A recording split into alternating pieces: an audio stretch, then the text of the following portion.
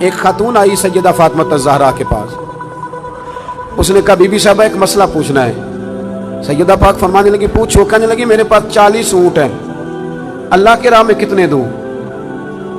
تو مخدومہ مسکرا پڑی, فرمانے لگی اگر میرے پاس 40 اونٹ ہوتے تو میں حکم اور لگاتی, اب تیرے پاس ہے تو حکم اور ہے.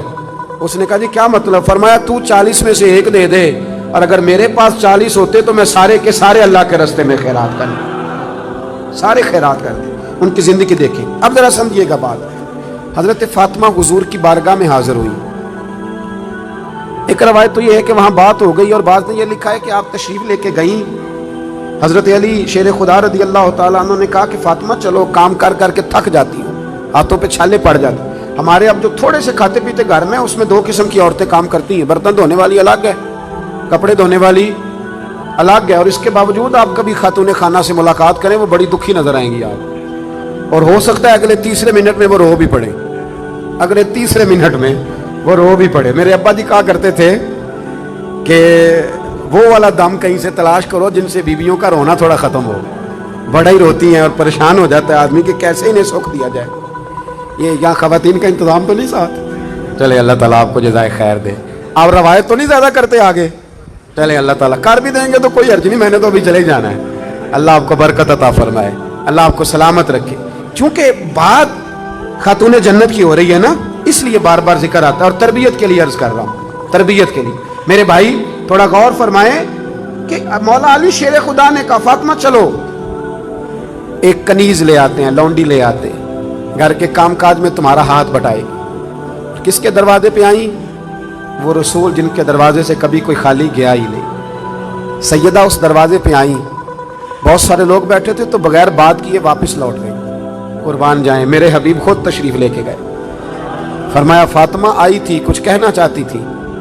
عرض کی یا رسول اللہ, علی نے فرمایا تھا کہ حضور کے پاس ایک جنگ میں کچھ لونڈیاں آئی ہیں, تو اگر ایک باندی مجھے بھی مل جائے تو گھر کے کام کاج میں میرا ہاتھ بٹائے گی. میرے محبوب کریم نے فرمایا فاطمہ یارو سنو, پیار اتنا کہ کا جگر کا ٹکڑا ہے, لیکن رنگ کیا ہے تربیت کا. حضور فرمانے لگے فاطمہ صحاب صفہ کا بھی بندوبست نہیں ہوا, ان کو زیادہ ضرورت ہے. یہ لونڈیاں, یہ باندیاں, یہ غلام ان کے کام آئیں گے. ہاں بیٹے تو آئی ہے, تو نے کہا ہے, سوال کیا ہے, تو میں تجھے خالی نہیں لوٹاتا. تو 33 بار سبحان اللہ پڑھا کر, 33 بار الحمدللہ پڑھا کر, 34 بار اللہ اکبر پڑھا کر. رب تجھے غلام آزاد کرنے سے زیادہ اجر عطا فرمائے گا. مولا علی شیر خدا فرماتے ہیں فاطمہ کا چہرہ خوشی سے کھل اٹھا اور کہنے لگی دیکھو کمال ہو گیا, حضور نے مجھے کتنا بڑا تحفہ عطا فرما دیا ہے. دیکھو یہ بات کہہ کے نا, تو حضور نے ایک بات پر مہر لگا دی. فرمایا فاطمہ جاؤ جا کے وظائف پڑھو, چکی تم نے خود ہی پیسنی ہے, آٹا تم نے خود ہی گوندنا ہے. اب تمہاری خواتین سوال کرتی ہیں کہ مولانا بتائیے سسر کی خدمت ذمہ ہے ہمارے, ساس کی خدمت ہمارے ذمہ ہے. میں نے کہا کاش تمہیں موقع ملے تو تم جا کے سیدہ فاطمہ بنت اسد سے پوچھو کہ سیدہ فاطمہ الزہرا نے ان کی کیا نوکری کی, کیا انداز اختیار کیا, کس رنگ میں ان کی خدمت کی اپنی ساس کی.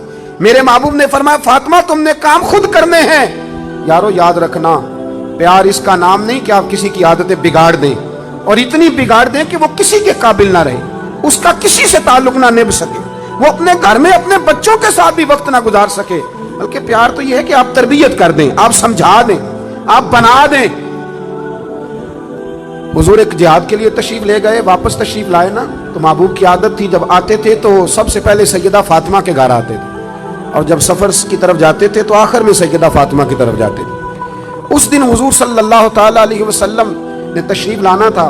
حضور جہاد سے واپس تشریف لائے تو سیدہ فاطمہ الزہرا رضی اللہ تعالیٰ عنہ کے کاشانہ اقدس پہ حضور تشریف لائے. حضرت علی کہتے ہیں میرے پاس کچھ پیسے تھے تو میں نے سیدہ فاطمہ کو دیے, تو حضرت فاطمہ نے نا سونے کی ایک زنجیر, ایک چین, سمجھانے کے لیے عرض کر رہا ہوں, آپ نے نا وہ بنا کے گلے میں ڈالی اور گھر میں کچھ پردے لٹکائے.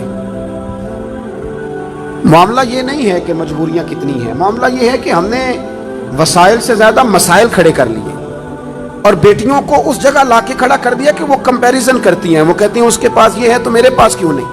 یہ نصیحتیں جب ہم سنتے ہیں تو ہم جا کے سیدھا بیوی کو سناتے ہیں, حالانکہ یہ تو بیٹی کو بتانے والی بات ہے جو جلدی اثر کرے گی, یہ تو بہن کو بتانے والی بات ہے, یہ تو یہاں یہ تو بات ہم اپنی بچی پہ کریں گے تو وہ جلدی اثر قبول کرے گی۔ حضور تشریف لائے اور پہلا قدم رکھا نا سیدہ فاطمہ الزہرا کے گھر میں، تو نبی کریم نے ان کے گلے کے اندر وہ سونا دیکھا۔ عورت کے لیے تو جائز ہے نا جتنا مرضی پہن لے، حضور نے وہ سونا دیکھا، پردے لٹکے ہوئے دیکھے، سلام لی اور حضور واپس آ گئے۔ جناب فاطمہ رونے لگی۔ مولا علی تشریف لائے تو کہا کیوں روتی ہو؟ کہنے لگی میں بات سمجھ گئی ہوں، یہ میری چین، یہ میرا سونا میرے محبوب کو پسند نہیں آیا، یہ پردے حضور کو پسند نہیں آئے، یہ اتاریے، یہ پکڑیے اور حضور کی بارگاہ میں لے جائیے اور عرض کیجیے یا رسول اللہ جہاں آپ کا دل کرے آپ خرچ فرمائیں، یہ دے دیجیے۔ جناب علی المرتضیٰ فرماتے ہیں کہ میں لے کر کے واقعی حضور کی بارگاہ میں آیا تو محبوب فرمانے لگے علی وہ میری بیٹی ہو کے سونے سے پیار کرنے لگی ہے، دنیا کے مال کی جانب توجہ کرنے لگی ہے۔ گویا میرے محبوب نے قیامت تک کی بیٹیوں کو یہ بتلا دیا، اگر تم غریب کی بیٹی ہو تو رونا نہ، وہ کائنات کے شہنشاہ کی بیٹی ہے، پر میں نے پھر بھی انہیں فقر کا درس دیا ہے، غریبی کا درس دیا ہے۔ یہ غربت، یہ فقر حضور کا اختیاری ہے، یہ حضور کی پسند ہے، یہ نبی پاک کی چاہت ہے۔